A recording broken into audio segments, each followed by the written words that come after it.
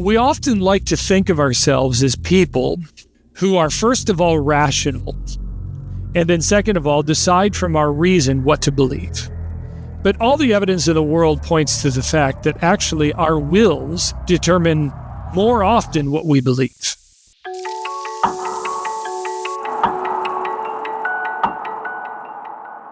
Why do Christians doubt today? What causes doubt in our lives? And you mentioned some things, but if you could expand on that, that'd be great. Yeah, and I think that's a great question as you think about what are going to be the things that crop up within a believer's life that lead them to these intellectual challenges.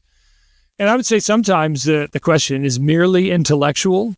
I mean, just think of if a student there were to go from your assembly into a public university, they go into a philosophy class or a biology class or whatever class, honestly, and the professor is not a believer and that professor is antagonistic to the Christian faith, they're going to highlight things that they think are true that are against the Christian worldview.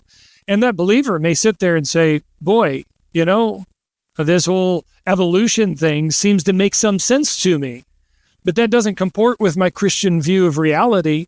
So what do I do with this? And so sometimes that doubt is just intellectual. And I wish that was always the case, because intellectual problems are honestly the easiest thing to address, because you then just take the knowledge that of better information, right? But then sometimes doubt is really an emotional thing. I think you see this with John the Baptist, even with Thomas.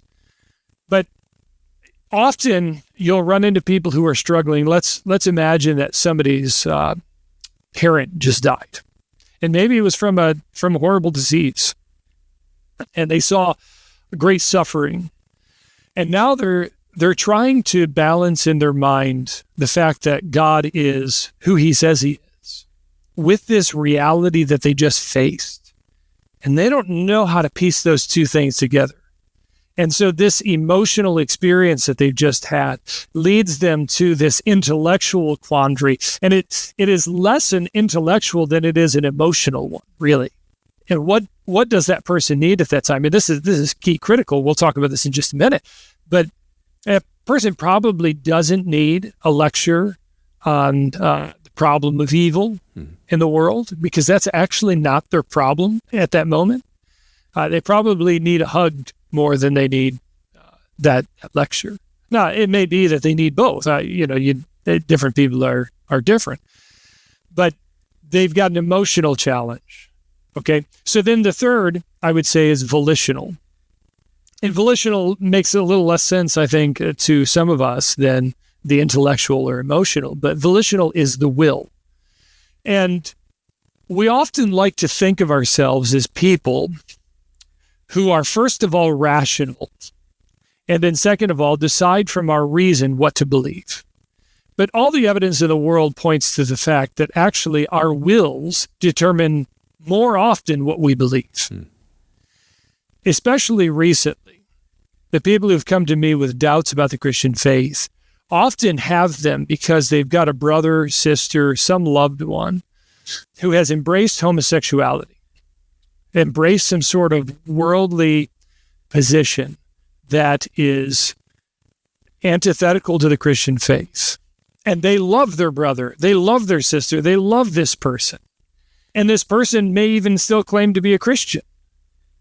And now they're sitting there and they're wishing that it were true that Christians could be homosexual, that homosexuality actually isn't a sin, and that we could embrace that quite easily. And so there's this will to believe that leads to, I would say, really poor exegesis and poor challenges of the faith, because people want certain things to be true. I just listen to it this way in Romans chapter 1. It's talking about unbelievers and the reason for the necessity of the gospel. It says this, because that when they knew God, and this is critical to understand, Scripture teaches that everybody knows God, and unbelievers know God.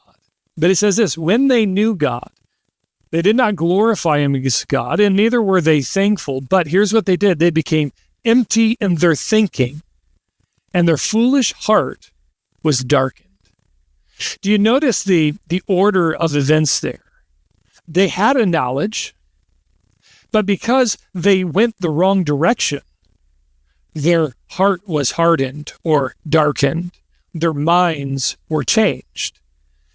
Our volition makes a huge difference. And I think this is why Hebrews is so clear for us about the driftingness of belief, that there are some who it warns, don't be like those who drift away, who begin to embrace sin, which it then calls deceptive. Because what does sin do? It begins to build up our desires, and that deceives our minds.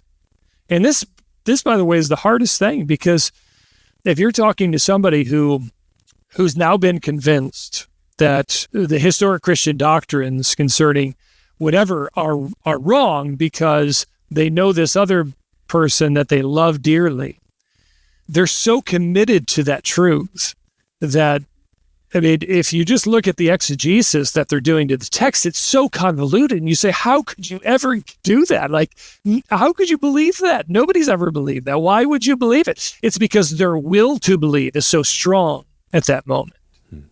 I think that those who embrace sin then begin to doubt Scripture. Mm-hmm. And I think there's an order to that. And a lot of times what will happen is a young man, a young woman, or older person, it doesn't really matter. They're believing. They begin to desire after something that they know is wrong, and they nevertheless continue in that.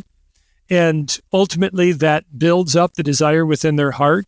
Eventually then they come back, and now they've got to make a choice because they have a love for something that's not the Scripture, that's not God's will. And they've got to make a choice between intellectual honesty with what's happening within the text and within their life, or they have to embrace what they love. And, I mentioned the sexuality side of things, but it really could be any sin. Mm-hmm. Any sin that somebody ultimately says, I can't believe in Christianity anymore. Why? They wouldn't put it this way. They would give you all sorts of other reasons. It may be the philosophical arguments. And this is the hard thing, because they give you this philosophical argument about the problem of evil, but actually the problem of evil is not their problem. They're using the problem of evil to actually defend their heart desire for some sinful activity. It frequently is the actual problem when somebody presents an intellectual problem, because most of the time that a believer faces an intellectual problem, they work through it on their own. They just say, boy, yeah, I don't know what to do with that. They go do a little bit of research. They read a couple of our Christian articles. They say, yeah, okay, there's an answer to this. Good. I'm good. It's usually when people already have that volitional will because they've chosen sin, they've begun to wander from what they know to be true, that they then find these intellectual reasons more persuasive, mm-hmm. if that makes sense. Yeah, absolutely. I'm even thinking through, as you're positioning intellectual, emotional, volitional, those aspects of doubt, those go back to mirroring the image of God, right? God is a God who is a God of intellect, a God with an intellect, emotion, and will. We can see those laid out biblically.